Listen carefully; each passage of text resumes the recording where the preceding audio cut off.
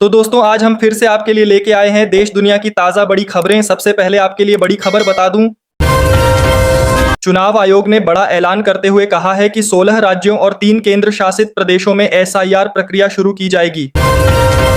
असम के मुख्यमंत्री हिमंत बिस्वा शर्मा ने घोषणा की है कि राज्य सरकार 26 मई को विधानसभा में समान नागरिक संहिता यानी यूसीसी बिल पेश करेगी। राज्य कैबिनेट ने इसके मसौदे को मंजूरी दे दी है। मुख्यमंत्री ने कहा कि अगर यह बिल पारित होता है तो असम यूसीसी लागू करने वाले राज्यों की सूची में शामिल हो सकता है। कर्नाटक सरकार ने हिजाब बैन आदेश वापस ले लिया है। नए फैसले के तहत धार्मिक प्रतीक पहनने की अनुमति दी गई है। मिडिल ईस्ट संकट के बीच भारत में 15 मई से पेट्रोल और डीजल की कीमतों में करीब 3 रुपए प्रति लीटर की बढ़ोतरी की गई है। आईओसीएल के मुताबिक दिल्ली में पेट्रोल की कीमत बढ़कर 97 रुपए 77 पैसे और डीजल की कीमत 90 रुपए 67 पैसे प्रति लीटर हो गई है।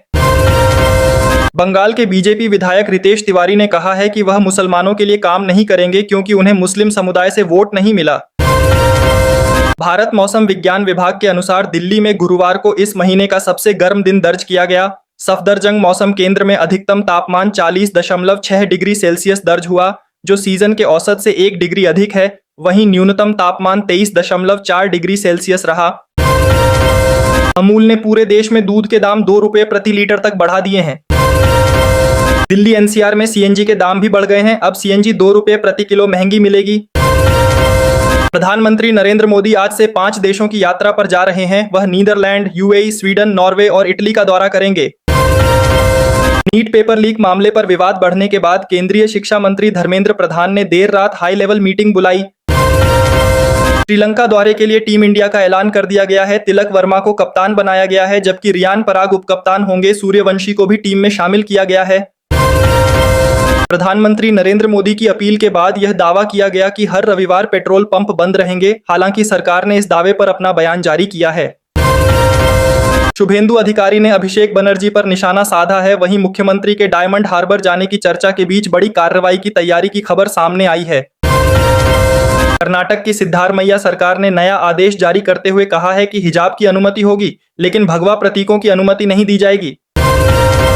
5 राज्यों के चुनाव नतीजों के बाद राहुल गांधी ने हरियाणा से बीजेपी पर हमला बोलते हुए कहा कि कांग्रेस ही बीजेपी को हरा सकती है। उत्तर प्रदेश में आंधी तूफान से 113 लोगों की मौत हो गई। मुख्यमंत्री योगी आदित्यनाथ ने 24 घंटे के भीतर मुआवजा जारी करने के निर्देश दिए हैं। ममता बनर्जी वकील की पोशाक में कलकत्ता हाईकोर्ट पहुंची। वह चुनाव बाद हिंसा मामले को लेकर पैरवी करेंगी। कलकत्ता हाईकोर्ट में जबरदस्त हंगामा देखने को मिला। ममता बनर्जी को देखते ही वकीलों ने चोर चोर के नारे लगाए।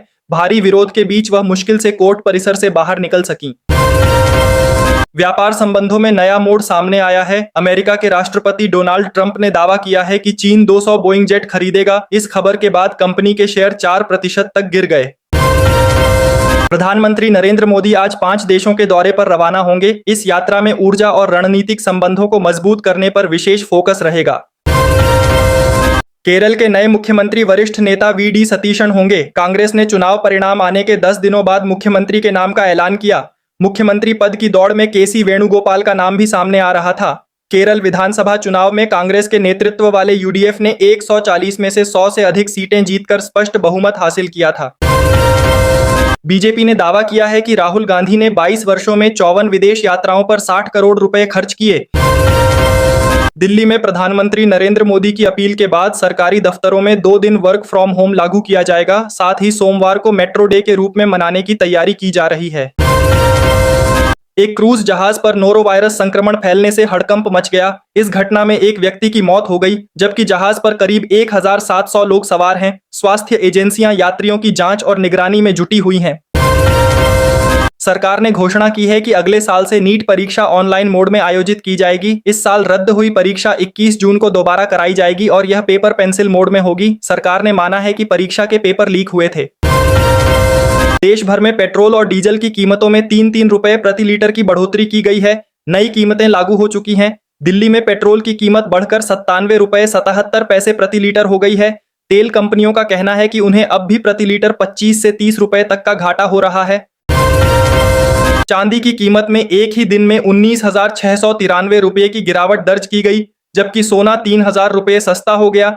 अब 1 किलोग्राम चांदी की कीमत 2,68,000 रुपए और 10 ग्राम सोने की कीमत 1,58,000 रुपए हो गई है। डॉलर के मुकाबले भारतीय रुपया गिरकर 96 रुपए 14 पैसे के स्तर पर पहुंच गया, जो अब तक का सबसे निचला स्तर माना जा रहा है। दिसंबर 2025 में पहली बार रुपया 90 के स्तर के पार गया था। विशेषज्ञों का कहना है कि इससे महंगाई बढ़ने का खतरा पैदा हो सकता है। राहुल गांधी ने आरोप लगाया है कि सरकार ने ट्रेड डील नहीं बल्कि अदानी की रिहाई का सौदा किया है। कांग्रेस ने कहा कि सरकार अमेरिका के दबाव में झुक गई है।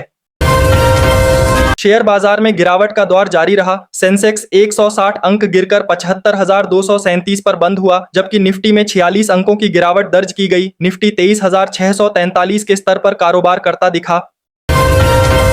आरजी कर मामले में शुभेंदु सरकार ने बड़ी कार्रवाई करते हुए 3 वरिष्ठ पुलिस अधिकारियों को निलंबित कर दिया है। इस फैसले के बाद राज्य की राजनीति में हलचल तेज हो गई है। नगरपालिका भर्ती घोटाले के मामले में टीएमसी नेता रथिन घोष प्रवर्तन निदेशालय के सामने पेश हुए। ईडी अधिकारियों ने उनसे मामले को लेकर लंबी पूछताछ की।